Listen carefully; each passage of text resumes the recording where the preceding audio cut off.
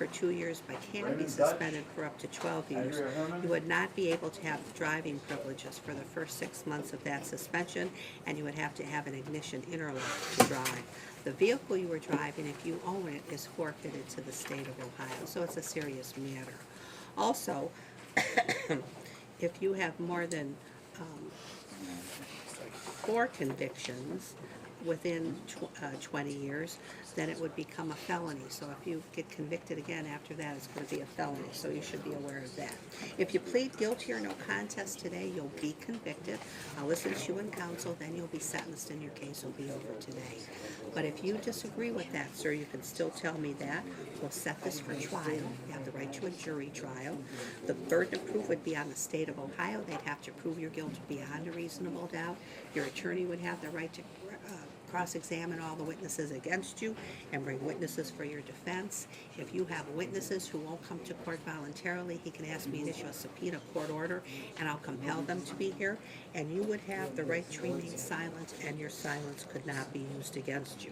Then it would just be up to the jury. Or if you wanted to have the case tried to me, you could have me be the decider of fact. Those are your rights if you plead not guilty, but you would give those rights up today if you plead no contest. So again, your choice is to plead no contest to 1 count of operating a vehicle under the influence of alcohol, or tell me you want to go to trial on all the charges. Okay. Are you a U.S. citizen, sir? I'm going to ask you to sign this plea form that says you're pleading no contest to the single charge of operating a vehicle under the influence of alcohol. Is there anything that you wanted to say, Mr. Chayaki, Nothing. regarding the sentencing?